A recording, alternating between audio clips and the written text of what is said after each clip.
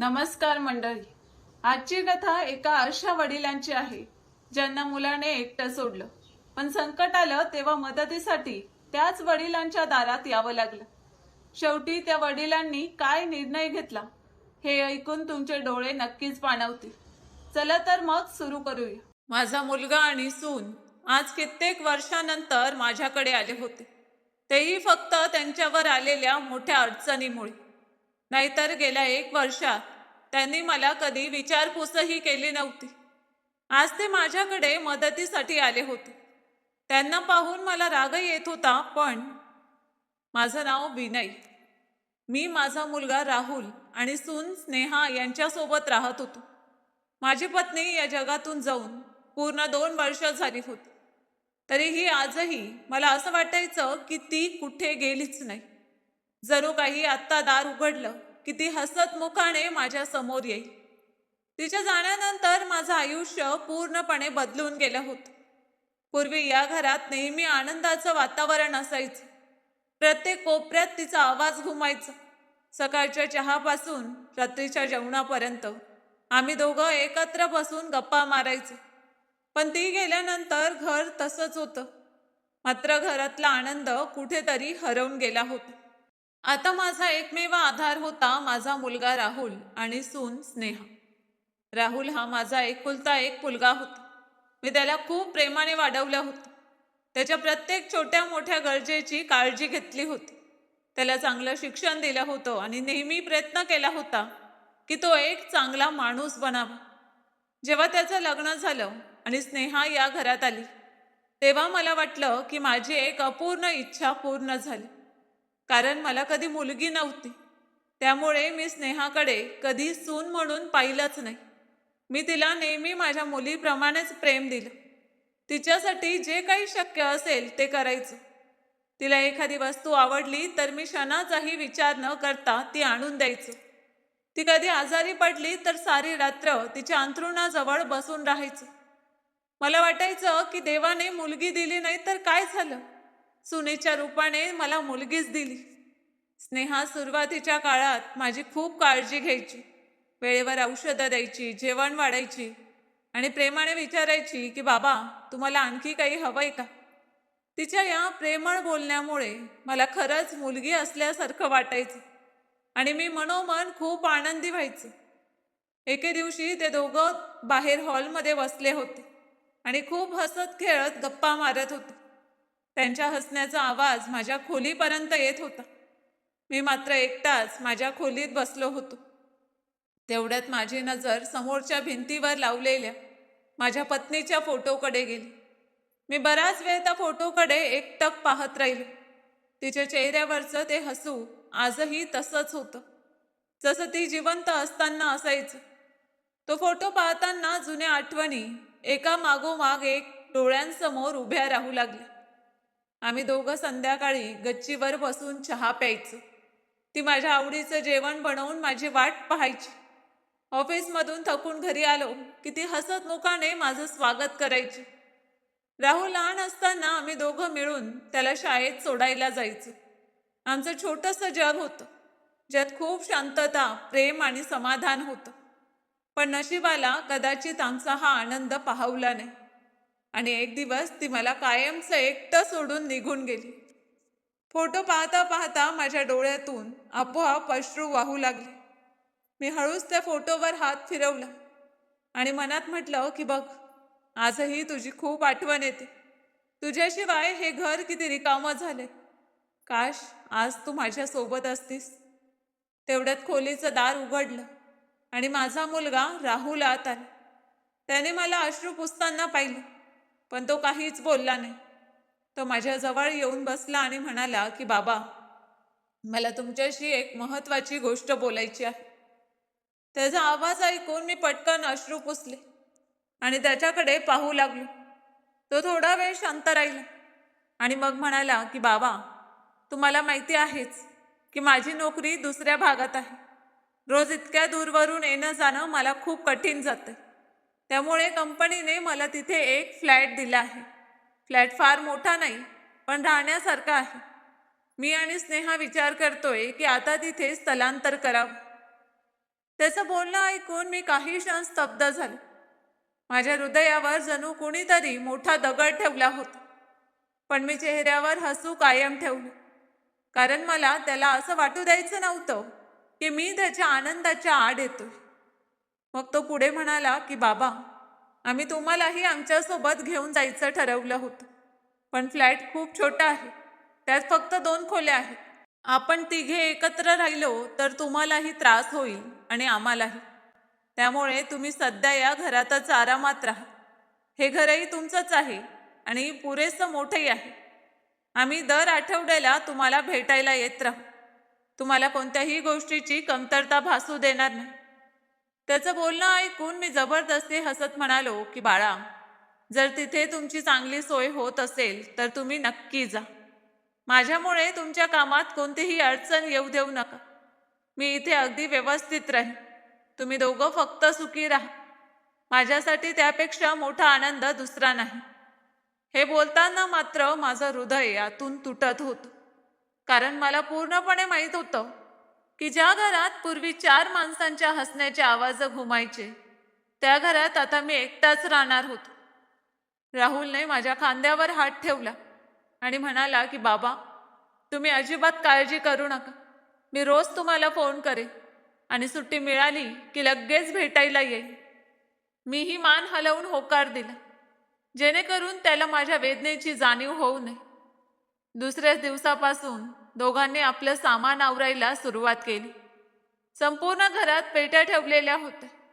कपडे वेगवेगळे ठेवले जात होते, भांडी वेगळी ठेवली जात होती आणि काही फर्निचरही सोबत नेण्याची तयारी सुरू होती. मी शांतपणे एका कोपऱ्यात बसून त्यांच्याकडे पाहत राहिलो.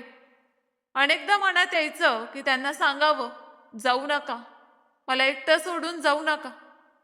पण प्रत्येक वेळी मी स्वतःला आवरायचे, कारण मला त्यांच्या स्वप्नांच्या आड यायचं नव्हतं.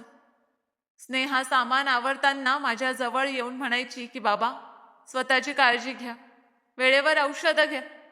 मी फक्त हसायचे, पण माझ्या मनातला रिकामेपणा प्रत्येक क्षणागणिक वाढत चालला होता. अखेर तो दिवसही उजाडला, जेव्हा त्यांचं सगळं सामान गाडीत चढवून झालं. राहुलने येऊन माझ्या पायांना स्पर्श केला. स्नेहानेही माझा आशीर्वाद घेतला. मी दोघांच्या डोक्यावर हात ठेवून त्यांना सुखी राहण्याचा आशीर्वाद दिला. मग ते दोघं गाडीत बसले. मी दारात उभा राहून त्यांना निघून जाताना पाहत राहिलो. त्यांची गाडी माझ्या नजरेआड होईपर्यंत मी तिथेच उभा होतो. मग हळूहळू मी घरात आलो. संपूर्ण घरात एक विचित्र शांतता पसरली होती. काही वेळापूर्वी जिथे सामान आवरण्याचे आवाज घुमत होते, तिथे आता फक्त नीरव शांतता होती. मी माझ्या खोलीत जाऊन पलंगावर बसलो आणि प्रथमच मला प्रकर्षाने जाणवलं की आता खरंच या मोठ्या घरात मी पूर्णपणे एकटाच राहिलो आहे. दुसऱ्या बाजूला काही दिवसातच राहुल आणि स्नेहा त्यांच्या नव्या फ्लॅटमध्ये व्यवस्थित स्थिर झाले आणि आपल्या नव्या आयुष्यात पूर्णपणे रमून गेले. तर मी त्या जुन्या घरात त्यांच्या आठवणींना सोबत घेऊन दिवस काढू लागलो. मला अजिबात कल्पना नव्हती की माझ्या आयुष्यात आता एक असं वळण येणार आहे, जे माझी संपूर्ण दुनिया कायमची बदलून टाकणार होतं. राहुल आणि स्नेहा त्यांच्या नव्या फ्लॅटमध्ये पूर्णपणे स्थिरावल्यानंतर मी या मोठ्या घरात एकटाच राहिलो. ते दोघं घरात असताना मला एकटेपणा कधीच जाणवला नव्हता. पण आता सकाळी उठल्यापासून रात्री झोपेपर्यंत प्रत्येक क्षणी मला हेच जाणवायचं की या घरात आता माझ्याशिवाय दुसरं कोणीच नाही. पूर्वी सकाळी उठताच सुनेचा आवाज यायचा, मुलगा ऑफिसला जाण्याची तयारी करायचा, घरभर चहाचा सुगंध दरवळायचा आणि एखाद्या गोष्टीवर सगळ्यांचं हसणंही ऐकू यायचं. पण आता सकाळी उठलो की संपूर्ण घरात नीरव शांतता पसरलेली असायची. कधी कधी तर मला वाटायचं की या घराच्या भिंतीही माझ्याशी काहीतरी बोलण्याचा प्रयत्न करत आहेत. मी गावात राहत होतो आणि गावात माझा चांगला मान सन्मान होता. देवाच्या कृपेने माझ्याकडे कोणत्याही गोष्टीची कमतरता नव्हती. माझ्याकडे भरपूर जमीन होती, शेती होती आणि गावच्या बाजारात माझी 2 दुकानं होती. ती मी भाड्याने दिली होती. दर महिन्याला त्या दुकानाचं भाडं वेळेवर यायचं. त्यातूनच माझा आरामात खर्च भागायचा. मला पैशांची कधीच चिंता करावी लागली नाही. पण आयुष्यात मी एक गोष्ट चांगली समजून घेतली होती की माणसाजवळ कितीही पैसा असला तरी त्याच्यासोबत आपली माणसं नसतील तर ती संपत्ती काहीच कामाची नसते. माझं घर मोठं होतं, खोल्याही खूप होत्या, पण त्या खोल्यांमध्ये आता फक्त शांतता उरली होती. अनेकदा कोणतंच काम नसताना मी संपूर्ण घरभर भटकत राहायचो. कधी पत्नीच्या खोलीत जायचो, तर कधी मुलाच्या खोलीचं दार उघडून तिथे बराच वेळ बसून राहायचो. तिथे ठेवलेल्या वस्तू पाहिल्या की जुन्या आठवणी पुन्हा ताज्या व्हायच्या. मग शांतपणे पुन्हा माझ्या खोलीत परत यायचं. हळूहळू माझं कोणत्याच कामात मन लागेनासं झालं होतं. पूर्वी मी शेतातही जायचो, दुकानांची चौकशी करायचो, पण आता ते करण्याचं सुद्धा मन होत नव्हतं. सकाळी उठून कसा बसा चहा बनवायचो, थोडंसं खाऊन घ्यायचो आणि मग घराच्या एखाद्या कोपऱ्यात बसून विचार करत राहायचो. कधी पत्नीची आठवण यायची, तर कधी मुलाच्या लहानपणीच्या गोष्टी आठवायच्या. अनेकदा डोळ्यातून आपोआप अश्रू व्हायचे, पण ते पुसणारं किंवा माझी विचारपूस करणारं कोणीच नव्हतं. कधी कधी मन खूप अस्वस्थ झालं की मी घराबाहेर येऊन खुर्ची टाकून बसायचे आणि रस्त्यांवरून येणाऱ्या जाणाऱ्या लोकांकडे पाहत राहायचे. गावातील लोक मला नमस्कार करायचे, माझी विचारपूस करायची आणि मग आपापल्या कामाला निघून जायचे. संध्याकाळ झाली की पुन्हा तीच नीरव शांतता माझ्यासोबत घरात परत यायची. एके दिवशी मी नेहमीप्रमाणे घराबाहेर खुर्चीवर बसलो होतो. ऊन थोडं मंद झालं होतं आणि मी कोणाशीही काही न बोलता शांतपणे समोरच्या रस्त्याकडे पाहत होतो. तेवढ्यात गल्लीतला रवी नावाचा एक तरुण माझ्याकडे येताना दिसला. रवी हा माझ्या जुन्या मित्राचा मुलगा होता. लहानपणापासून मी त्याला पाहत आलो होतो, त्यामुळे तो मला माझ्या मुलासारखाच वाटायचा. रवी खूप चांगला मुलगा होता. तो मोठ्यांचा आदर करायचा, सर्वांशी प्रेमाने बोलायचा आणि संपूर्ण गावात त्याची खूप प्रशंसा व्हायची. तो माझ्या जवळ येताच हसून म्हणाला, काका नमस्कार, कसे आहात? मीही हसण्याचा प्रयत्न करत म्हणालो की सुखी राहा बाळा, मी अगदी व्यवस्थित आहे. तो माझ्या शेजारच्या खुर्चीवर बसला आणि काही क्षण माझ्याकडे बारकाईने पाहत राहिला. मग म्हणाला की काका, आज तुम्ही खूपच उदास दिसत आहात, सगळं ठीक आहे ना? मी सुरुवातीला बोलणं टाळण्याचा प्रयत्न केला आणि म्हणालो की नाही बाळा, असं काही नाही, सगळं ठीक आहे. पण तो प्रेमाने म्हणाला की काका, मी तुम्हाला लहानपणापासून पाहतोय, आज तुम्ही पूर्वीसारखे अजिबात दिसत नाही. मनात काही असेल तर मला सांगा, कदाचित मी तुमची थोडीफार मदत करू शकेन. त्याचं बोलणं ऐकून माझं मन भरून आलं. मी हळूच म्हणालो की बाळा, काय सांगू, आता या घरात एकटाच राहतो, त्यामुळे मन कुठेच लागत नाही. दिवस कसा जातो हे मलाच कळत नाही. कधी कधी तर असं वाटतं की दोन शब्द बोलायला सुद्धा आता कोणी उरलं नाही. रवीने माझं सगळं बोलणं शांतपणे आणि लक्षपूर्वक ऐकलं. मग तो हसत म्हणाला की अहो काका, एवढ्याशा गोष्टीचा इतका का विचार करता?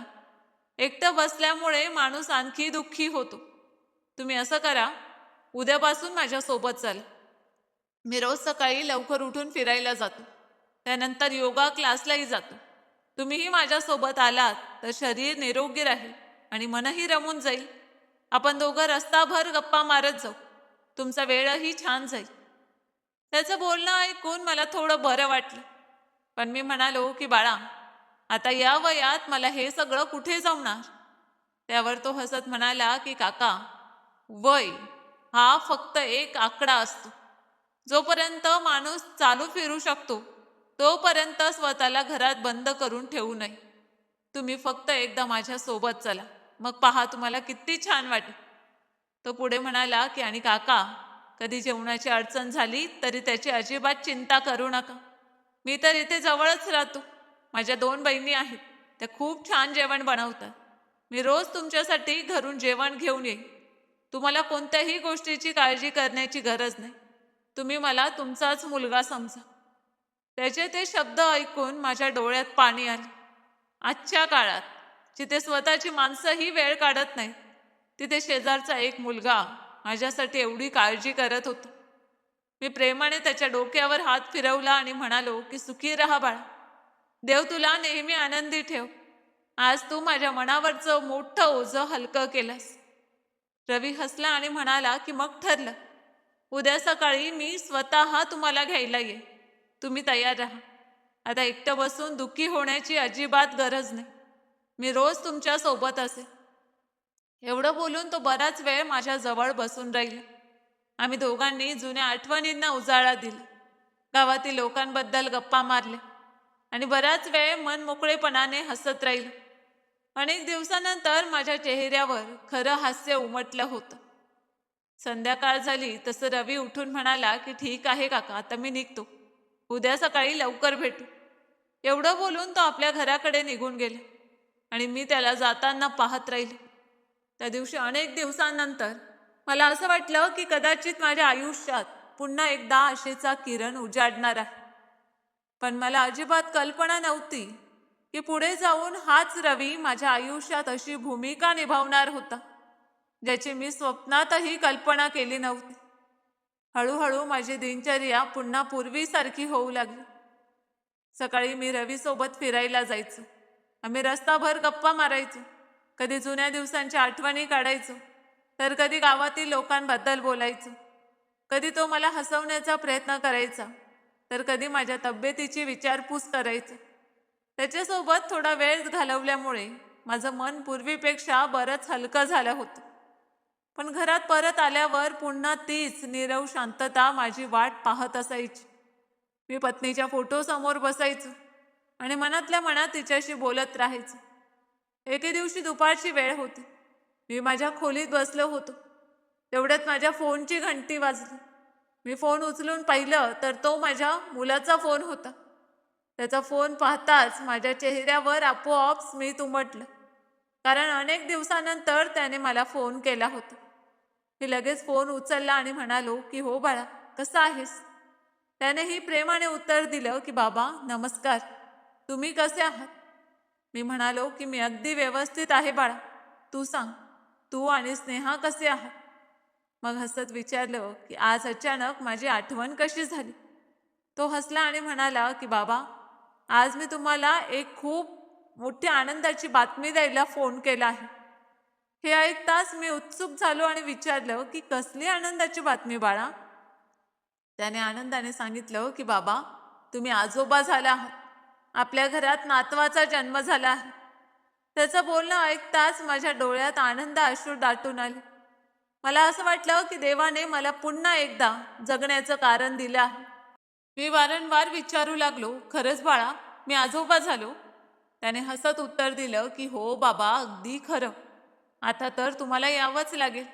मला वाटतं की तुम्ही तुमच्या नातवाला मांडीवर घ्यावं, त्याच्यावर भरभरून प्रेम करावं आणि काही दिवस आमच्या सोबत राहावं. त्याचं बोलणं ऐकून माझं मन आनंदाने भरून आलं. मला वाटलं की इतक्या दिवसांनी का होईना, पण माझ्या मुलाला माझी आठवण झाली. मग तो पुढे म्हणाला की बाबा, तुम्ही तुमचं सामान आवरून तयार ठेवा. मी उद्या स्वतः तुम्हाला घ्यायला येतो. मी एक क्षणाचाही विचार न करता म्हणालो की ठीक आहे बाळा, मी तयार आहे. त्या रात्री आनंदाच्या भरात मला नीट झोपही लागली नाही. सारखा एकच विचार माझ्या मनात घोळत होता की आता मी माझ्या नातवाला मांडीवर खेळवेन, त्याच्यासोबत खेळेन, त्याच्या छोट्या छोट्या हालचाली पाहीन. दुसऱ्या दिवशी सकाळपासूनच मी तयार होऊन बसलो होतो. थोड्याच वेळात राहुल गाडी घेऊन आले. त्याने माझ्या पायांना स्पर्श केला आणि माझं सामान गाडीत ठेवलं. मग मी त्याच्यासोबत त्याच्या फ्लॅटवर गेले. मी तिथे पोहोचताच स्नेहाने दार उघडले. तिच्या हातात माझा छोटासा नातू होता. मी त्याला प्रथमच पाहिलं आणि माझ्या डोळ्यातून आनंद अश्रू वाहू लागले. मी त्याला अलगद माझ्या मांडीवर घेतले. त्याचे इवलेसे हात माझ्या चेहऱ्याला स्पर्श करत होते आणि मी त्याच्याकडे पाहत फक्त हसत राहिलो. त्या क्षणी मला वाटलं की माझ्या आयुष्यातली सारी उदासी दूर झाली आहे. पुढचे काही दिवस मी पूर्ण मनापासून तिथे राहिले. सकाळी उठल्याबरोबर सर्वप्रथम नातवाला मांडीवर घ्यायचो, त्याच्यासोबत खेळायचो, त्याला बाहेर फिरायला घेऊन जायचो. त्याच्या छोट्याशा हास्याकडे पाहून माझं मन आनंदाने भरून जायचं. पण हळूहळू मला एक गोष्ट लक्षात येऊ लागली. मला तिथे फक्त प्रेमापोटी बोलावलं नव्हतं, तर माझी गरज होती. कारण स्नेहा अजून पूर्णपणे बरी झाली नव्हती. तिला बाजारात जाण्यात अडचण यायची. बाहेरचं सामान उचलणंही तिला जमत नव्हतं. मुलाची काळजी आणि घरचं काम एकाच वेळी सांभाळणं तिच्यासाठी कठीण होतं. त्यामुळे सकाळी मीच बाजारातून भाज्या आणायचो, दूध आणायचो, औषधं आणायचो. कधी गॅस भरून आणायचो तर कधी रेशन घेऊन यायचो. त्यानंतर घरी आल्यावर नातवाची काळजी घ्यायचो, जेणेकरून स्नेहाला घरचं काम निवांतपणे करता येईल. या सगळ्या कामांचा मला कधीच त्रास वाटला नाही, कारण मी माझ्या मुलासाठी आणि नातवासाठी आनंदाने सगळं काही करत होतो. पण अनेकदा मनात एक प्रश्न मात्र यायचा, की ही गरज नसती तर मला इथे बोलावलं गेलं असतं का? काळ असाच पुढे सरकत राहिला. पाहता पाहता जवळपास 2 महिने उलटून गेले. आता माझा नातू थोडा मोठा झाला होता. तो मला पाहताच हसायचा. माझ्याशिवाय त्याच्या चेहऱ्यावर हास्य उमटत नसे. मलाही त्याच्यावर इतका जीव जडला होता, की एक क्षण सुद्धा त्याला डोळ्यांसमोरून दूर झालेलं पाहावत नव्हतं. पण कदाचित आता माझी गरज संपली होती. एके संध्याकाळी मी नातवासोबत खेळत बसलो होतो. तेव्हा राहुल माझ्या जवळ आला आणि थोड्या संकोचाने म्हणाला, की बाबा, आता मुलगा थोडा मोठा झालाय आणि स्नेहाही पूर्वीपेक्षा बरी आहे. त्यामुळे मी विचार करतोय की उद्या तुम्हाला तुमच्या घरी सोडून येऊ. तुम्ही इथे बरेच दिवस राहिला, तुम्हालाही तुमच्या घराची आठवण येत असेल. त्याचं बोलणं ऐकताच माझ्या हृदयावर जणू कुणीतरी मोठा घाव घातला. मी लगेच समजून गेलो की आता त्यांचं काम पूर्ण झालं होतं. त्यामुळे त्यांना माझी गरज उरली नव्हती. पण मी चेहऱ्यावरचं दुःख लपवलं आणि हलकंसं हसत म्हणालो, की जसं तुला योग्य वाटतं बाळा. तो म्हणाला, की मग तुम्ही सामान आवरून ठेवा. मी उद्या संध्याकाळी ऑफिसमधून येताच तुम्हाला घरी सोडून येईन. त्यावेळी माझी तब्येतही फारशी चांगली नव्हती. शरीरात खूप अशक्तपणा जाणवत होता. पण त्यापेक्षा माझं हृदय जास्त तुटलं होतं. मला माझ्या छोट्या नातवाला सोडून जायचंच नव्हतं. मी त्याला वारंवार मांडीवर घ्यायचो, त्याच्या डोक्यावरून प्रेमाने हात फिरवायचो आणि मनात विचार करायचो की आता पुन्हा त्याला कधी भेटता येईल. पण मी पूर्णपणे असहाय्य झालो होतो. तिथे राहण्याचा आग्रह करण्याचं सुद्धा माझ्यात धाडस नव्हतं. दुसऱ्या दिवशी मी माझं सामान आवरलं. नातवाला बराच वेळ छातीशी कवटाळून ठेवलं. त्याच्या निष्पाप हास्याकडे पाहून माझ्या डोळ्यात पाणी आले. मग राहुलने मला गाडीत बसवलं आणि माझ्या जुन्या घरी सोडून दिलं. त्याने घाईघाईने माझं सामान घरात ठेवलं आणि म्हणाला, की बाबा, स्वतःची काळजी घ्या. मी पुन्हा कधीतरी भेटायला येईल. एवढं बोलून तो निघून गेला. मी बराच वेळ दारात उभा राहून त्याची गाडी नजरेआड होईपर्यंत पाहत राहील. मग हळूहळू घरात आलो. घरात पाऊल टाकताच पुन्हा तीच जुनी नीरव शांतता माझी वाट पाहत होती. माझं मन खूप जड झालं होतं. तेवढ्यात थोड्या वेळाने नेहमीप्रमाणे रवी आला. त्याने मला पाहताच लगेच ओळखलं की मी खूप उदास आहे. तो हसून म्हणाला, की काका, काय झालं? आज तुम्ही खूप शांत दिसत आहात. तुम्ही तर मुलाच्या घरी राहायला गेला होतात ना? इतके लवकर परत कसे आला? मी मनातील वेदना लपवत म्हणालो, की नाही बाळा, फक्त घराची आठवण आली म्हणून परत आलो. पण रवीने माझ्या डोळ्यात पाहून सगळंच ओळखलं. त्याने आणखी काही विचारलं नाही, फक्त म्हणाला, की तुम्ही इथे बसा, मी लगेच येतो. तो लगेच आपल्या घरी गेला आणि थोड्याच वेळात गरमागरम जेवण घेऊन परत आला. त्याने माझ्यासमोर ताट ठेवलं आणि म्हणाला, की काका, आधी जेवण करा. कदाचित तुम्ही व्यवस्थित जेवलाही नसाल. मी म्हणालो, की बाळा, माझं मन नाही. त्यावर त्याने प्रेमाने माझा हात हातात घेतला आणि म्हणाला, की जर तुम्ही मला तुमचा मुलगा मानत असाल तर काहीही न बोलता आधी जेवून घ्या. मी तुमच्या समोरच बसलो आहे. त्याने स्वतःच्या हाताने मला जेवण वाढलं आणि माझं जेवण होईपर्यंत तो तिथेच बसून राहील. नंतर हसत म्हणाला, की काका, तुम्ही अजिबात काळजी करू नका. जोपर्यंत मी या गल्लीत आहे तोपर्यंत तुम्हाला कधीच एकटं वाटू देणार नाही. मी नेहमी तुमच्या सोबत आहे. त्याचं बोलणं ऐकून माझ्या डोळ्यातून अश्रू वाहू लागले. कारण त्या दिवशी मला प्रथमच जाणवलं की कधी कधी रक्ताची नाती सुद्धा मनाच्या नात्यांसमोर फिकी पडतात. मग हळूहळू आयुष्य पुन्हा पूर्वीसारखं सुरू झालं. मी सकाळी लवकर उठायचो, घरातली थोडीफार कामं आवरायचो, मग रवी सोबत फिरायला जायचो. त्यानंतर घरी परत येऊन चहा घ्यायचो आणि दिवस कसा बसा काढायचो. पण आता मी माझ्या मनाची समजूत घातली होती. ज्या मुलासाठी मी आयुष्यभर कष्ट केले, ज्या मुलाच्या प्रत्येक आनंदासाठी मी स्वतःचे आनंद बाजूला ठेवले, आज त्याच्याकडे आपल्या वृद्ध वडिलांसाठी वेळ नसेल, तर मी सुद्धा त्याचाच वारंवार विचार करून स्वतःला त्रास करून घेऊ नये. मी मनोमन एक निर्णय घेतला होता. आता मी त्याच्या मागे धावणार नाही. ना वारंवार त्याला फोन करणार, ना त्याच्याबद्दल तक्रार करणार आणि ना त्याच्याकडून कोणतीही अपेक्षा ठेवणार. आता जसं माझं आयुष्य आहे तसंच ते स्वीकारून जगण्याचा प्रयत्न करणार. पण माणसाचं मन किती विचित्र असतं. कितीही समजावलं तरी आपल्या मुलांसाठी धडधडणं काही थांबत नाही. माझी ही अवस्था तशीच झाली होती. दिवसातून 2-3 वेळा मी फोन हातात घ्यायचो आणि पाहायचो की कदाचित राहुलचा फोन आला असेल, कदाचित त्याने माझी विचारपूस केली असेल. पण प्रत्येक वेळी फोनची स्क्रीन तशीच रिकामी असायची. कोणताही मिस कॉल नसायचा, कोणताही संदेश नसायचा, काहीच नसायचं. तेव्हा माझं मन खूप दुःखी व्हायचं. मी हळूच फोन बाजूला ठेवायचो आणि स्वतःलाच समजवायचो की कदाचित तो कामात खूप व्यस्त असेल. पण मनाच्या एका कोपऱ्यातून एक आवाज यायचा की एखाद्याची खरोखर काळजी वाटत असेल तर 2 मिनिटं काढून एक फोन करणं काही अवघड नसतं. अनेकदा रात्री झोपताना माझ्या डोळ्यात पाणी यायचं. मी पत्नीच्या फोटोकडे पाहून म्हणायचो की बघ, आज आपला मुलगा किती बदलला आहे. ज्याला आपण इतक्या प्रेमाने मोठं केलं, आज त्याच्याकडे आपल्या वृद्ध वडिलांसाठी 2 मिनिट सुद्धा नाही. मग मी स्वतःच माझे अश्रू पुसून टाकायचो, कारण आता रडून काहीच बदलणारं नव्हतं. काळ हळूहळू पुढे सरकत राहील. एके दिवशी सकाळी नेहमीप्रमाणे मी आणि रवी फिरायला निघालो होतो. हवामान खूप आल्हाददायक होतं. हलकी थंड हवा वाहत होती. रस्त्याच्या दोन्ही बाजूंना झाडं होती. त्यावर पक्ष्यांचा मधुर किलबिलाट सुरू होता. आम्ही दोघं हळूहळू चालत गप्पा मारत होतो. तेवढ्यात माझ्या लक्षात आलं की रवी आज नेहमीपेक्षा जास्तच शांत होता. त्याच्या चेहऱ्यावर हलकीशी चिंता स्पष्ट दिसत होती. मी त्याला विचारलं की काय झालं बाळा, आज इतका शांत का आहेस? सगळं ठीक आहे ना? त्याने सुरुवातीला हसून विषय टाळण्याचा प्रयत्न केला, पण थोड्या वेळाने तो म्हणाला की काका, आयुष्यात काही जबाबदाऱ्या असतात. त्यांचा विचार करताना कधी कधी मन अस्वस्थ होतं. मी म्हणालो की मोकळेपणाने सांग बाळा, कदाचित मी तुझी काही मदत करू शकेन.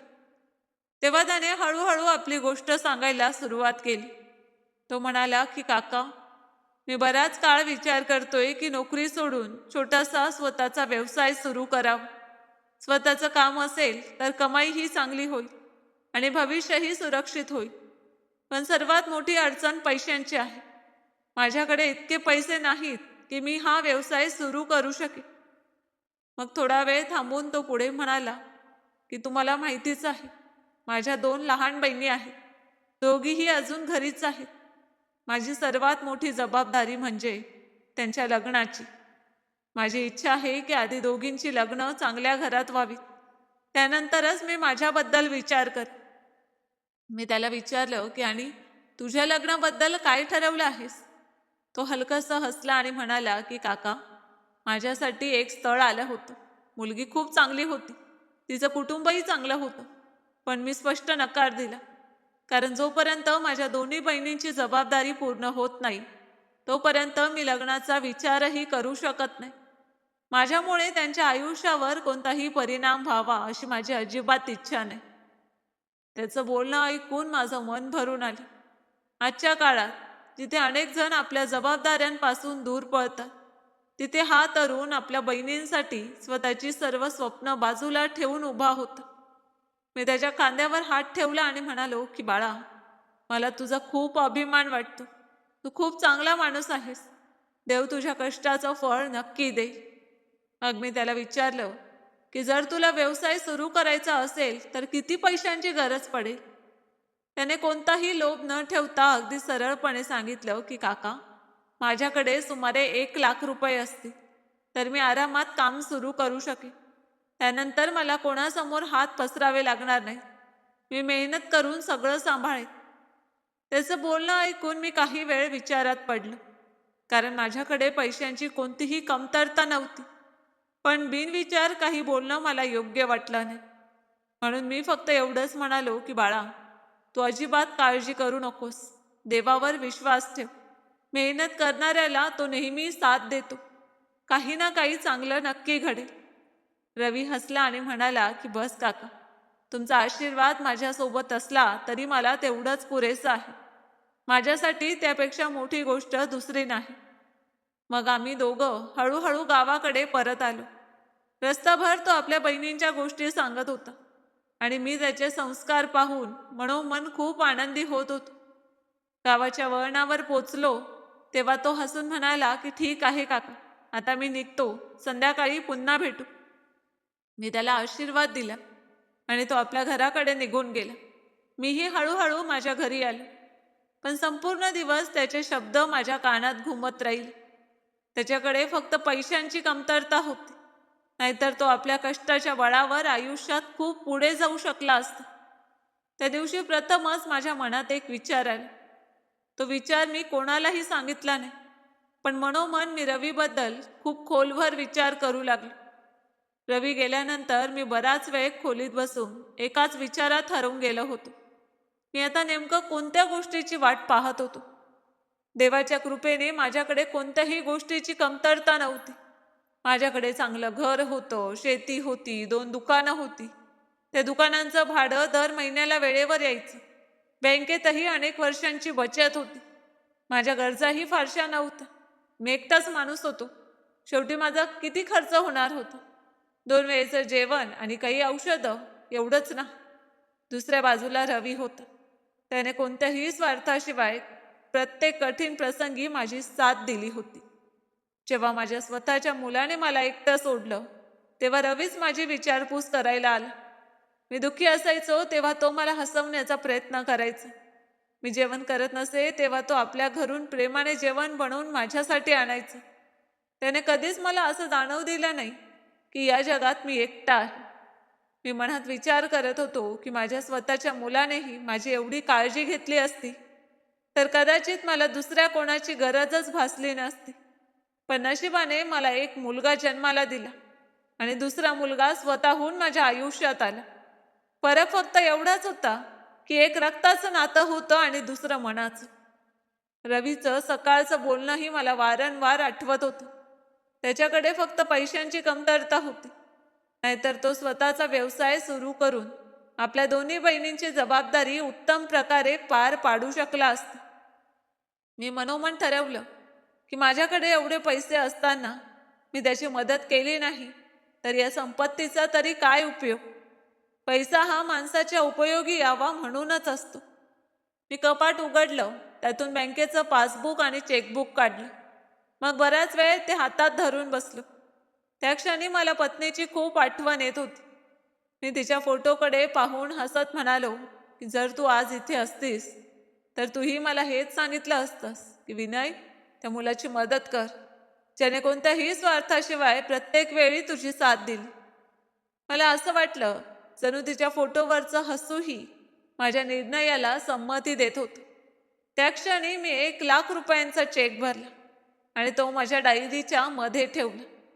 संपूर्ण दिवस मी याच विचारात होतो की रवी हा चेक स्वीकारेल की नाही, कारण मी त्याचा स्वभाव चांगलाच ओळखत होतो. तो खूप स्वाभिमानी मुलगा होता. कोणाकडूनही विनाकारण काही घेणं त्याला कधीच आवडत नव्हतं. संध्याकाळ होत आली होती.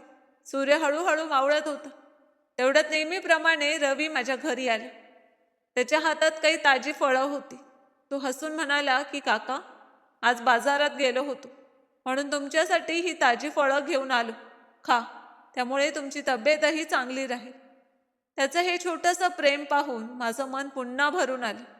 मी त्याला माझ्या जवळ बसवलं आणि म्हणालो की बाळा, आज मला तुझ्याशी एक महत्त्वाची गोष्ट बोलायची आहे.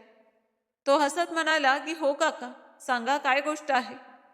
मी हळूच डायरी उघडली आणि त्यात ठेवलेला चेक काढून त्याच्या हातात दिला.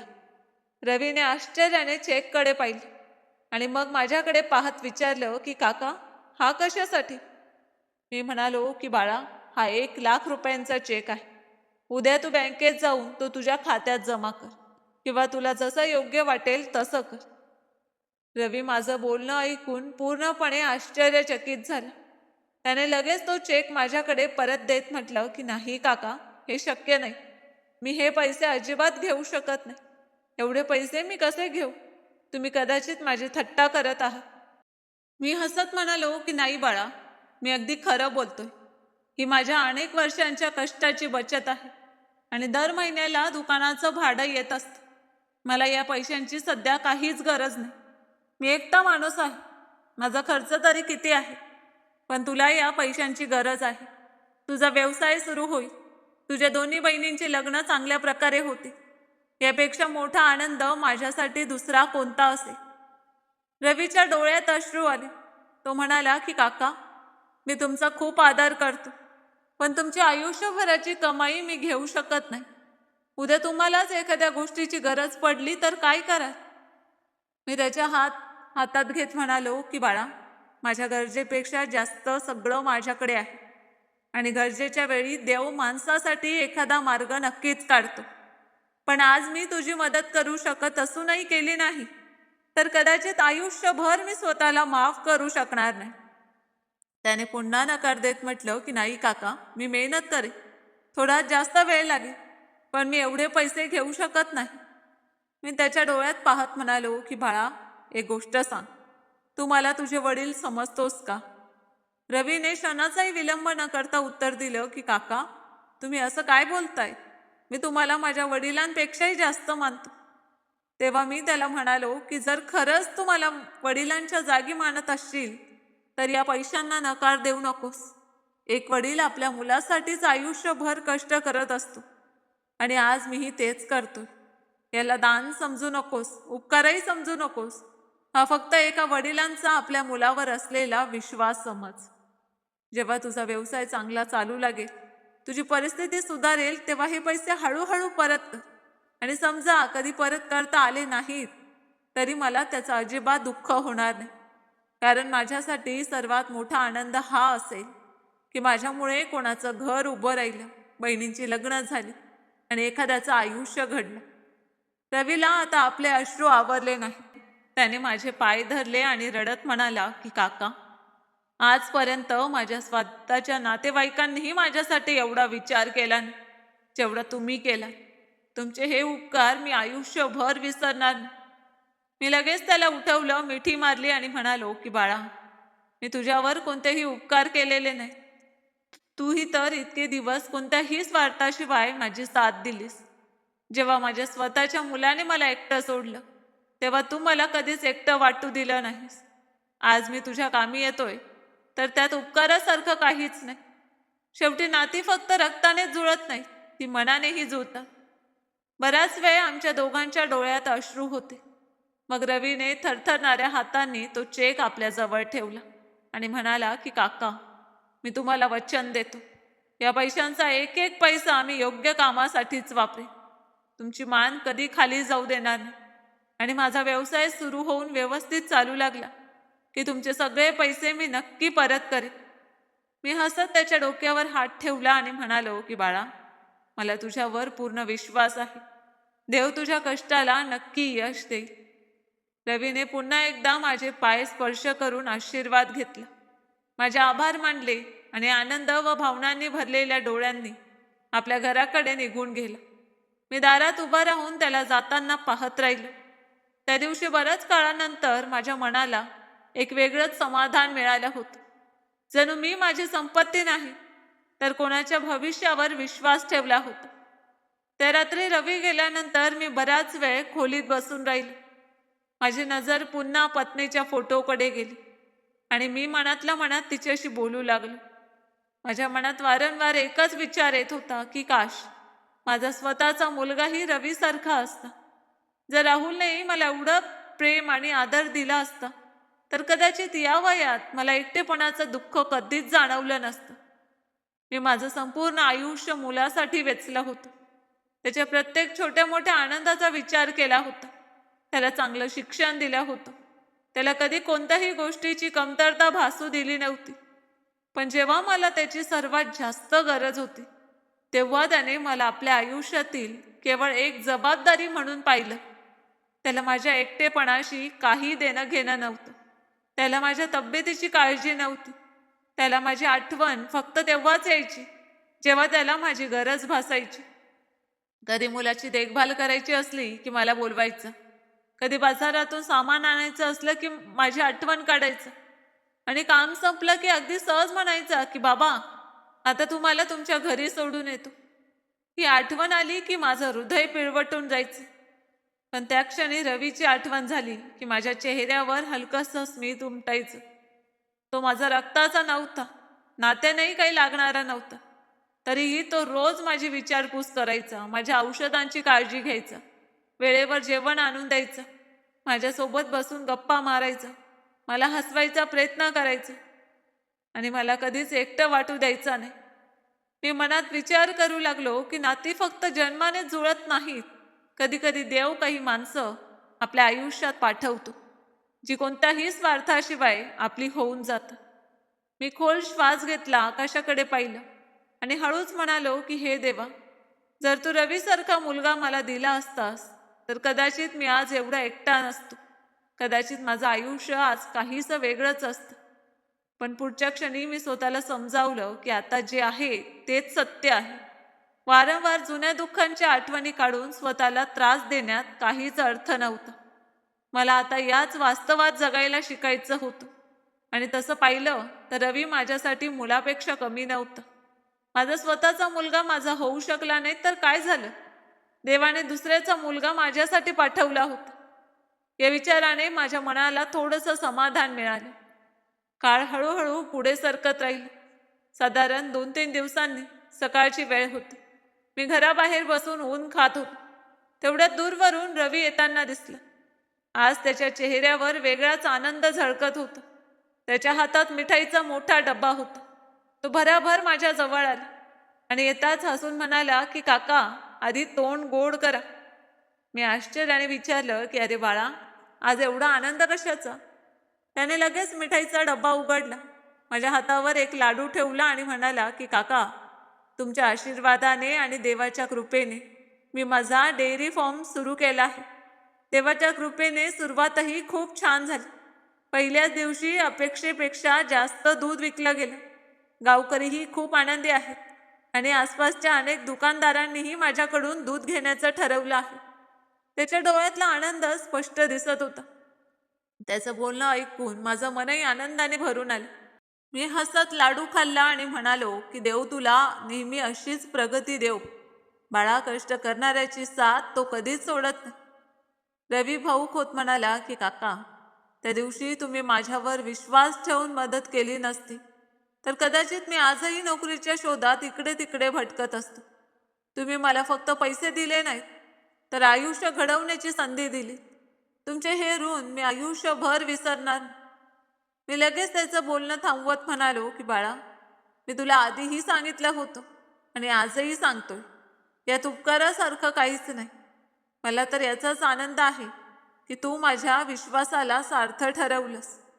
रवी पुढे म्हणाला की काका, माझा व्यवसाय थोडा आणखी पुढे गेला की सर्वप्रथम तुमचे पैसे परत करे, एक एक पैसा परत करे. त्याचं बोलणं ऐकून मी हलकंसं हसलो. त्याच्या खांद्यावर हात ठेवत म्हणालो की अरे वेड्या मुला, इतक्या लवकर कशाची काळजी करतोयस? अजून तुझ्या कामाला सुरुवात होऊन काहीच दिवस झाले आहे.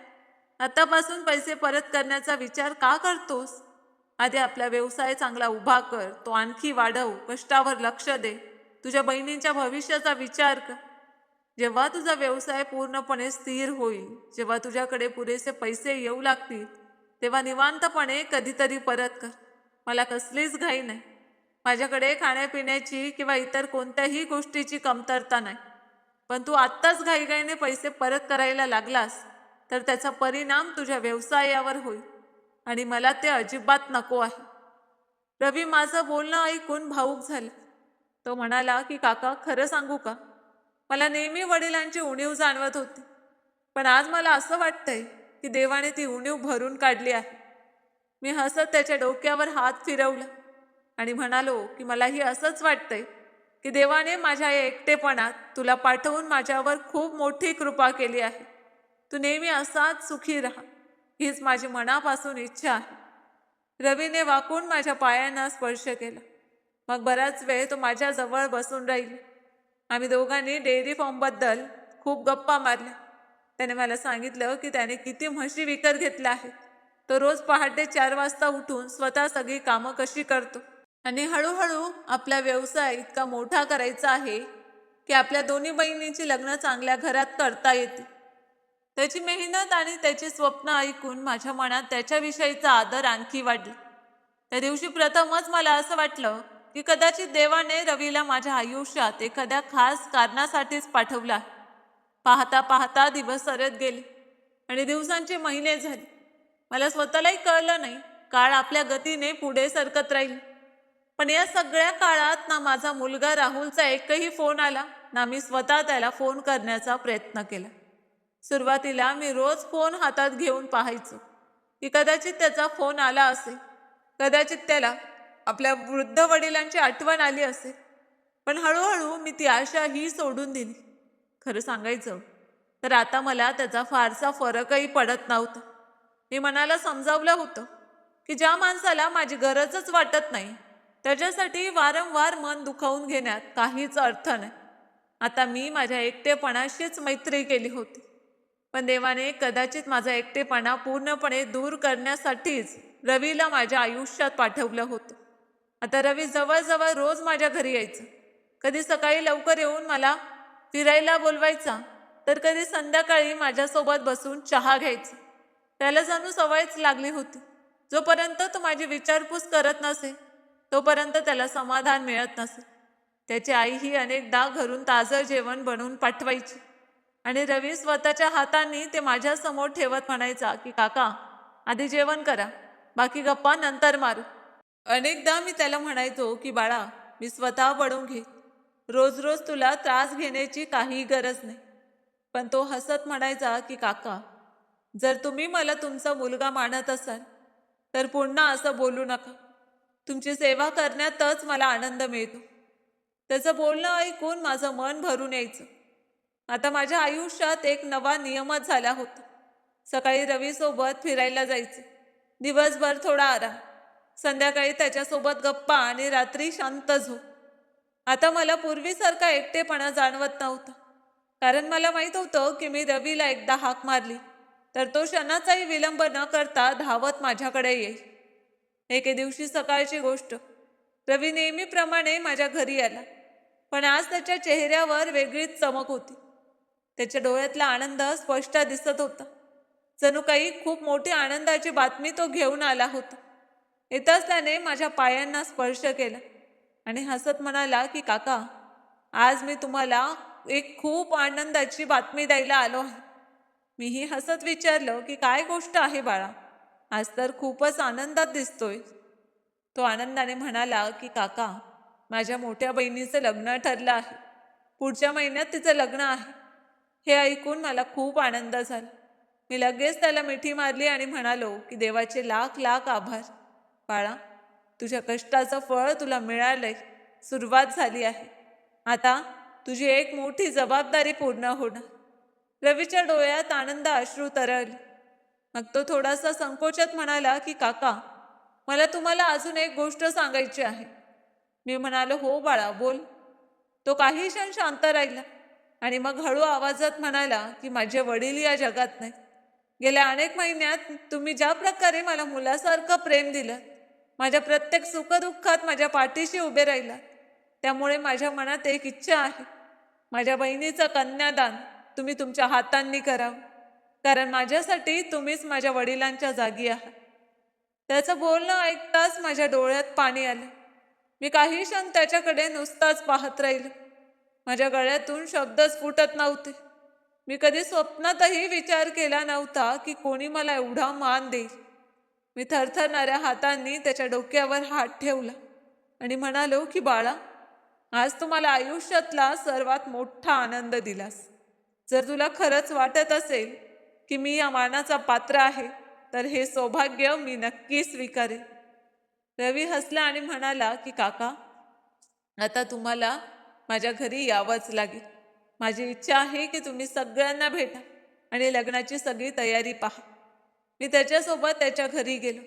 जसं मी तिथे पोचलो तशी त्याच्या आईने मोठ्या आदराने माझं स्वागत केलं आणि म्हणाली की भाऊसाहेब, रवी तुमच्याबद्दल रोज इतकं सांगत असतो की आता तुम्ही आम्हाला अगदी घरच्यांसारखे वाटतं.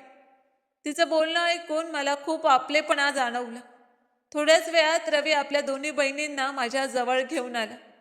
दोघीही अतिशय सुसंस्कृत आणि गोड स्वभावाच्या होत्या.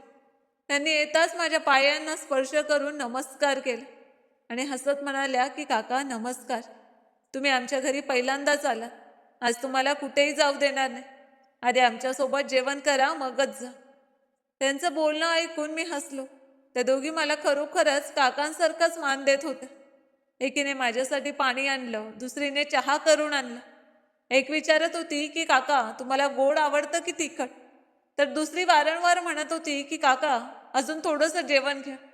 मला असं वाटत होतं की मी कोणाच्या घरी पाहुणा म्हणून नाही, तर माझ्याच कुटुंबात बसलो आहे. इतका आपलेपणा मला अनेक वर्षांनंतर अनुभवायला मिळाला होता. मग हळूहळू लग्नाची तयारी सुरू झाली. संपूर्ण घरात आनंदाचं वातावरण होतं. सर्वत्र हास्याचे आवाज घुमत होते.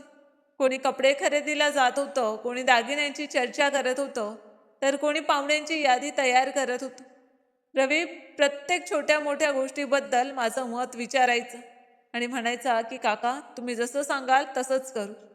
अखेर लग्नाचा दिवस उजाडला. संपूर्ण घर रंगीबिरंगी दिव्यांनी उजळून निघालं होतं. अंगणात सुंदर मंडप उभारला होता. नातेवाईकांची गर्दी झाली होती. ढोल ताशांचा गजर सुरू होता आणि सर्वत्र आनंदाचं वातावरण होतं. मीही नवे कपडे घालून तयार झालो. जेव्हा पंडितांनी कन्यादानासाठी मुलीच्या वडिलांना बोलावलं, तेव्हा रवीने सर्वांसमोर माझा हात धरला आणि म्हणाला की गुरुजी, आज माझ्या बहिणीचं कन्यादान माझे काका करते, कारण माझ्यासाठी तेच माझ्या वडिलांच्या जागी आहे. त्यांचं बोलणं ऐकून तिथे उपस्थित अनेकांच्या डोळ्यात पाणी आले. मी हळूहळू मंडपात गेलो आणि थरथरणाऱ्या हातांनी रवीच्या बहिणीचं कन्यादान केलं. त्या क्षणी मला असं वाटलं की देवाने माझ्या आयुष्यातील एक मोठी पोकळी भरून काढली आहे. माझ्या डोळ्यातून आनंद अश्रू सतत वाहत होते, पण आज ते अश्रू दुःखाचे नव्हते, तर अभिमानाचे आणि आनंदाचे होते. लग्न अतिशय आनंदात पार पडलं. सर्वजण आनंदी होते. नवऱ्या नवरीने माझा आशीर्वाद घेतला.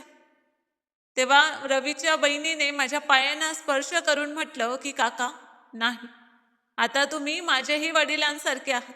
तुमचा आशीर्वाद कायम माझ्यासोबत राहो.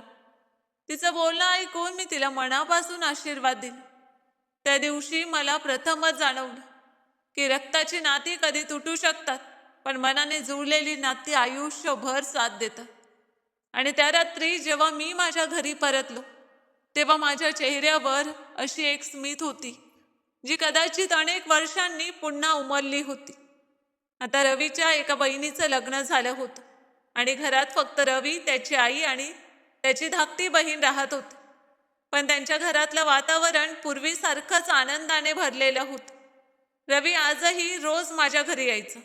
कधी सकाळी चहा घेऊन यायचा, तर कधी संध्याकाळी माझ्यासोबत बसून तासन तास गप्पा मारायचा. आता मला असं वाटू लागलं होतं की तो खरोखरच माझा स्वतःचा मुलगा आहे. एके दिवशी तो नेहमीप्रमाणे माझ्या घरी आले, पण आज त्याच्या चेहऱ्यावर नेहमीपेक्षा जास्त आनंद होता.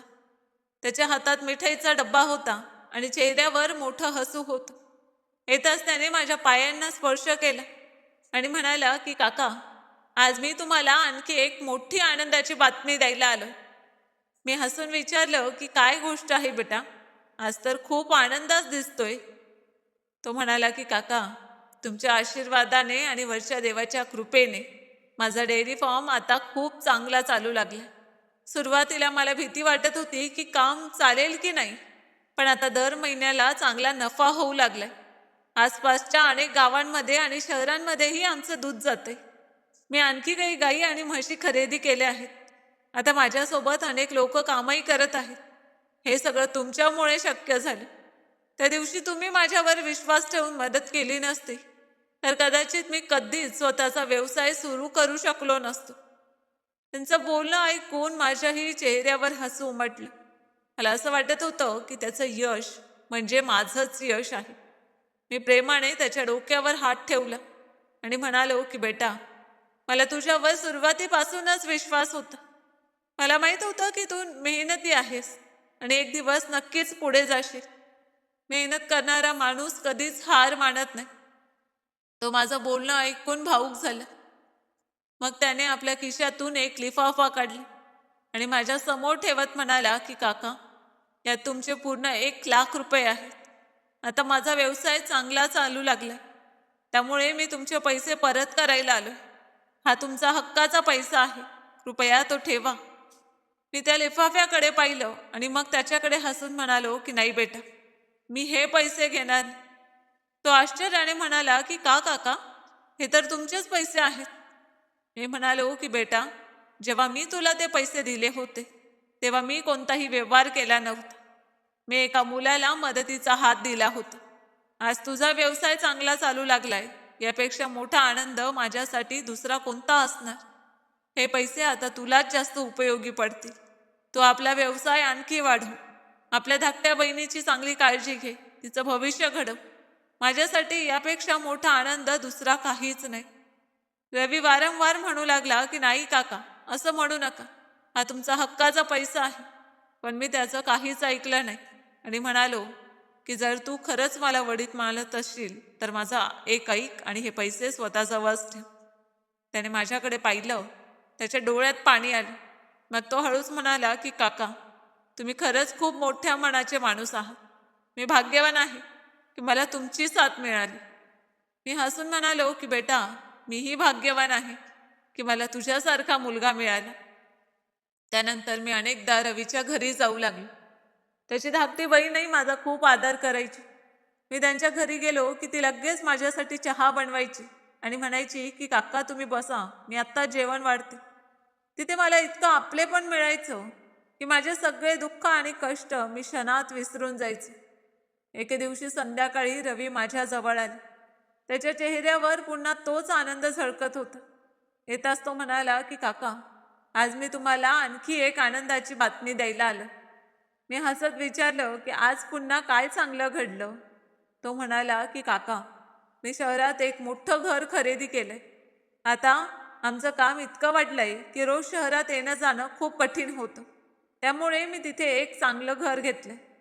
त्याचं बोलणं ऐकून मला खूप आनंद झाला. मी म्हणालो की खूप चांगलं केलंस बेटा, मेहनतीचं फळ नेहमीच मिळतं. तेव्हा त्याने माझ्याकडे पाहत म्हटलं की काका, आता मला तुम्हाला एक गोष्ट सांगायची आहे, पण तुम्ही नकार देऊ नका. मी म्हणालो की आधी गोष्ट तरी सांग. त्याने माझा हात हातात घेतला आणि म्हणाला की काका, माझी एकच इच्छा आहे की आता तुम्हीही आमच्या सोबत त्या घरात राहायला या. मी तुम्हाला या गावात एकटं सोडून जाऊ शकत नाही. त्याचं बोलणं ऐकताच मी काही क्षण पूर्ण शांत झालो. माझ्या डोळ्यांसमोर अचानक तो दिवस उभा राहिला, जेव्हा माझा स्वतःचा मुलगा शहरात जाताना मला या घरात एकटं सोडून गेला होता. त्याने एकदाही असं म्हटलं नव्हतं की बाबा तुम्हीही आमच्या सोबत चला. पण आज हा परका मुलगा मला आपल्यासोबत राहण्यासाठी इतका आग्रह करत होता. माझ्या डोळ्यात अश्रू दाटून आले. मी हळूच म्हणालो की नाही बेटा, मी इथेच ठीक आहे. माझं सारं आयुष्य या घरात गेलंय. आता मी कुठेही जाणार नाही. रवीने लगेच माझा हात घट्ट धरला आणि म्हणाला की असं अजिबात म्हणू नका काका. मी तुम्हाला इथे एकटं सोडून जाऊ शकत नाही. तुम्ही मला वडिलांचं प्रेम दिलं. आता माझी वेळ आहे. मी इच्छितो की संध्याकाळी कामावरून घरी परतल्यावर तुम्ही दारात बसलेले दिसावे. माझ्या धाकट्या बहिणीच्या डोक्यावरही वडिलांची सावली असावी. मला रोज असं वाटावं की माझे वडील माझ्या सोबत आहेत. जर मी तुम्हाला इथे एकटं सोडून गेलो तर मला कधीच मन शांती मिळणार नाही. त्याचं बोलणं ऐकून माझं मन भरून आलं. मी त्याच्याकडे पाहिलं तर त्याच्या डोळ्यातला प्रामाणिकपणा स्पष्ट दिसत होता. त्यात कोणताही स्वार्थ नव्हता, फक्त आपलेपणा होता. मी हळूच म्हणालो की बेटा, जर तुझी हीच इच्छा असेल तर मी तुझ्यासोबत येईन. माझं बोलणं ऐकताच त्याच्या चेहऱ्यावर आनंद खुलला. त्याने क्षणाचाही विलंब न करता घरात जाऊन माझं सामान आवरायला सुरुवात केली. मी त्याला वारंवार म्हणत होतो की राहू दे बेटा, मी स्वतः करतो. पण तो हसत म्हणाला की नाही काका, आता हे काम तुमचं नाही, माझं आहे. थोड्याच वेळात त्याने माझे सर्व कपडे आणि आवश्यक सामान मोठ्या प्रेमाने आवरले. मग त्याने घराचं दार बंद केलं, माझा हात हातात घेतला आणि म्हणाला की चला काका, आता हे घर नाही तर आपलं नवं घर तुमची वाट पाहते. मी त्याच्यासोबत गाडीत बसलो. रस्ताभर माझ्या मनात एकच विचार घोळत होता की वरचा देव नाते रक्ताने नाही तर मनाने जोडतो. माझा स्वतःचा मुलगा मला एकटं सोडून गेला होता, पण रवीने मला कधीच एकटं वाटू दिलं नव्हतं. आणि त्या दिवशी मी माझ्या जुन्या घराचा निरोप घेऊन रवीसोबत शहरातील त्याच्या नव्या घराकडे निघालो, जिथे मला फक्त राहण्यासाठी घर नव्हे तर एक नवं कुटुंब मिळणार होतं. आता मी, रवी आणि त्याची धाकटी बहीण आणि त्याची आई चौघेही शहरातील त्या नव्या घरात राहू लागलो होतो. ते घर खूप मोठं, प्रशस्त आणि मोकळं होतं. सर्वत्र आपलेपणाची ऊब जाणवत होती. सर्वात महत्त्वाचं म्हणजे त्या घरात मला कधीच एकटेपणा जाणवत नव्हता. रवी आणि त्याची धाकटी बहीण दोघेही माझी इतकी काळजी घ्यायची की अनेकदा मला वाटायचं की मागच्या जन्मी आमचं काहीतरी नातं असावं. सकाळी आम्ही तिघेही लवकर उठायचो. मी आणि रवी रोज एकत्र फिरायला जायचो. रस्ताभर विविध विषयांवर गप्पा मारायचो. कधी जुन्या दिवसांची आठवणी काढायचो, तर कधी त्याच्या कामाबद्दल बोलायचो. फिरून परत आल्यावर त्याची धाकटी बहीण आमच्यासाठी गरमागरम नाश्ता तयार करून ठेवायची. आम्ही चौघेही एकत्र बसून नाश्ता करायचो, हसत खेळत गप्पा मारायचो. त्यानंतर रवी आपल्या डेअरी फार्मच्या कामावर निघून जायचं. त्याची धाकटी बहीण आणि आई आपल्या कामात गुंतून जायची आणि मी घरात निवांत वेळ घालवायची. आता माझं आयुष्य पूर्वीसारखं अजिबात राहिलं नव्हतं. जिथे पूर्वी प्रत्येक दिवस एकटेपणात जायचं, तिथे आता प्रत्येक दिवस आनंदाने भरलेला असायचं. मला सतत असंच वाटायचं की वरच्या देवाने उशिरा का होईना, पण मला एक नवं कुटुंब दिलं आहे. अनेक महिने असेच आनंदात गेले. एके दिवशी दुपारच्या वेळी अचानक माझ्या फोनची घंटी वाजली. मी फोन उचलला तर दुसऱ्या बाजूला माझा मुलगा राहुलचा आवाज होता. त्याने हळूच विचारलं की बाबा कसे आहात. मी शांत आवाजात म्हणालो की मी अगदी ठीक आहे बेटा, तू सांग, इतक्या दिवसांनी माझी आठवण कशी आली. तो काही क्षण शांत राहिला आणि मग म्हणाला की बाबा, मला तुम्हाला भेटायचं आहे. तुमच्याशी एक खूप महत्त्वाची गोष्ट बोलायची आहे. मी म्हणालो की ठीक आहे बेटा, तुला जेव्हा वाटेल तेव्हा ये. फोन ठेवल्यानंतर मी बराच वेळ विचार करत राहिलो. इतके महिने उलटल्यानंतर त्याला अचानक माझी आठवण कशी झाली, हा विचार मनात येत होता, पण मी त्यावर फार विचार केला नाही. दुसऱ्या दिवशी सकाळी मी नेहमीप्रमाणे रवीसोबत फिरून घरी परतलो होतो. तेवढ्या दाराची घंटी वाजली. रवीने जाऊन दार उघडलं तर समोर माझा मुलगा राहुल, सून स्नेहा आणि माझा छोटासा नातू उभे होते. त्यांना पाहून मी काही क्षण आश्चर्यचकित झाले. माझ्या मनात एकाच वेळी अनेक प्रश्न उभे राहिले. यांना या घराचा पत्ता कसा मिळाला आणि हे लोक अचानक इथे का आले. रवीने काहीही न विचारता मोठ्या आदराने त्यांना आत बोलावलं, पाणी दिलं आणि बसायला जागा करून दिली. काही वेळ घरात पूर्ण शांतता होती. मग माझा मुलगा हळूहळू माझ्या जवळ आला आणि माझ्या पायाशी बसला. त्याच्या डोळ्यातून अश्रू वाहत होते. त्याने माझा हात हातात घेतला आणि म्हणाला की बाबा, मला माफ करा, माझ्याकडून खूप मोठी चूक झाली. मी तुमची कधीच किंमत केली नाही. मी नेहमी स्वार्थासाठीच तुमच्याकडे यायचे. जेव्हा मला तुमची गरज भासायची तेव्हाच तुम्हाला बोलवायचं आणि काम संपलं की पुन्हा तुम्हाला घरी सोडून द्यायचं. मी खूप स्वार्थी झालो होतो. मला कधीच समजलं नाही की वडिलांचं मन किती मोठं असतं. मी शांतपणे त्याचं बोलणं ऐकत राहिलो. तो पुढे म्हणाला की बाबा, ज्या कंपनीत मी नोकरी करत होतो तिथे काही महिन्यांपूर्वी एक नवीन मुलगा आला. तो खूप मेहनती होता.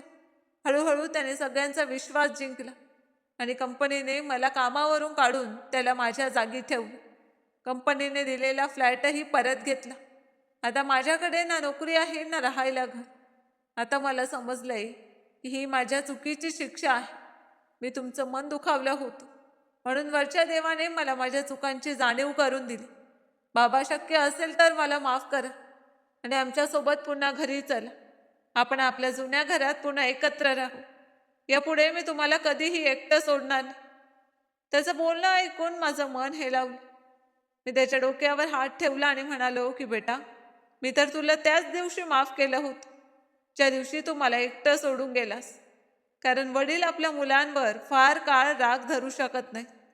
पण माफ करणं म्हणजे सगळं पूर्वीसारखं होईल असं नाही. आता माझं आयुष्य बदललं आहे. मला इथे माझं कुटुंब मिळालं आहे. रवी आणि त्याच्या बहिणीने मला तो आदर आणि प्रेम दिला आहे ज्याची मला सर्वात जास्त गरज होती. मी आता त्यांना सोडून कुठेही जाणार नाही. पण तू माझा मुलगा होतास, आहेस आणि कायम राहशील.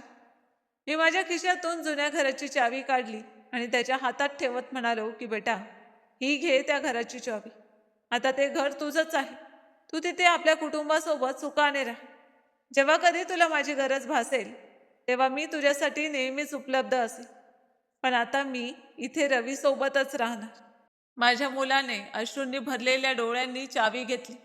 त्याने माझे पाय स्पर्श केले आणि म्हणाला की बाबा, तुमचा निर्णय मला मान्य आहे. तुम्ही मला माफ केलं हेच माझ्यासाठी खूप मोठं आहे. मग तो आपल्या पत्नी आणि मुलासोबत तिथून निघून गेला. त्याच्या जाण्यानंतरही माझ्या मनात त्याच्याबद्दल कोणताही राग नव्हता. उलट त्याचं आयुष्य पुन्हा सुखाचं व्हावं अशीच मी वरच्या देवाकडे प्रार्थना करत होतो. काळ पुन्हा आपल्या गतीने पुढे सरकत राहील. दिवस महिन्यात आणि महिने वर्षात बदलले.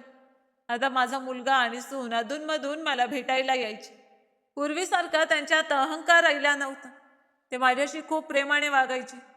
पण मी कधी त्यांच्या घरी राहायला गेलो नाही.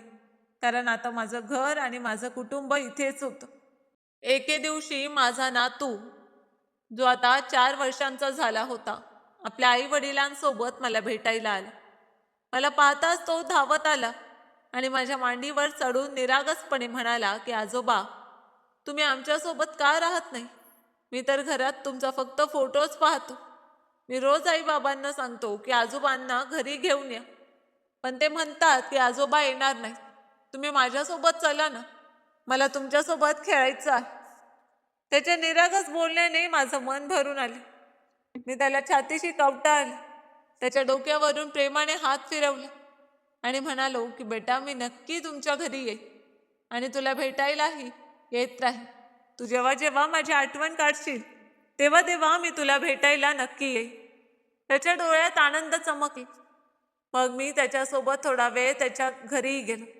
तिथे त्याने मला आपली खेळणी दाखवली. तो माझ्यासोबत खेळला आणि संपूर्ण घरभर माझा हात धरून फिरत राहील. त्याला पाहून मला खूप आनंद झाला.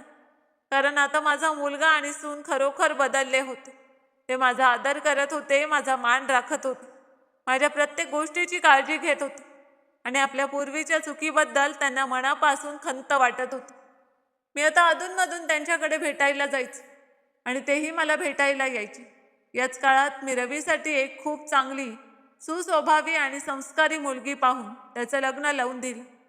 त्याची पत्नी ही खूप चांगली निघाली. तिने पहिल्याच दिवशी मला बाबा अशी हाक मारली आणि माझ्या पायांना स्पर्श करून आशीर्वाद घेतले. त्या क्षणी मला वाटलं की वरच्या देवाने माझ्या आयुष्यातील सर्व कमतरता भरून काढल्या आहे. तीही माझी आपल्या मुलीसारखी मनापासून काळजी घ्यायची, वेळेवर औषधं द्यायची, प्रेमाने जेवण वाढायची आणि मला कधीही एकटं वाटू द्यायची नाही. आज माझ्या आयुष्यात कोणत्याही गोष्टीची कमतरता नाही. माझा स्वतःचा मुलगा सुधारला आहे. माझा नातूही माझ्यावर खूप प्रेम करतो. पण मी आजही रवीसोबत त्याच घरात राहतो. कारण त्याने कोणत्याही लोभाशिवाय मला वडिलांचं स्थान दिलं, माझ्या वृद्धापकाळाचा आधार बनला आणि मला तो आदर दिला ज्याची प्रत्येक वृद्ध आई वडिलांना गरज असते. मी माझ्या आयुष्यात फक्त एवढंच शिकलो की नाती फक्त प्रेमाने तयार होत नाही, तर प्रेम, आदर आणि आपलेपणाने जुळतात. आणि खरा मुलगा तोच असतो जो कठीण प्रसंगात आपल्या वडिलांचा हात कधीच सोडत नाही. आई वडिलांचे प्रेम कधीच स्वार्थी नसतं, पण त्यांना फक्त गरज पडली तेव्हाच आठवू नका. कारण वेळ, पैसा आणि संपत्ती पुन्हा मिळू शकते, पण आई वडिलांचं प्रेम आणि त्यांची साथ एकदा कायमची निघून गेली तर ती पुन्हा कधीच परत मिळत नाही. त्यांच्या जिवंतपणी त्यांना प्रेम, आदर आणि आपुलकी द्या. हीच खरी माणुसकी आहे. तर मित्रांनो, अशाच हृदयस्पर्शी कथा ऐकण्यासाठी आमच्या चॅनलला सबस्क्राईब करा, व्हिडिओला लाईक करा आणि आपल्या कुटुंबियांसोबत नक्की शेअर करा. धन्यवाद.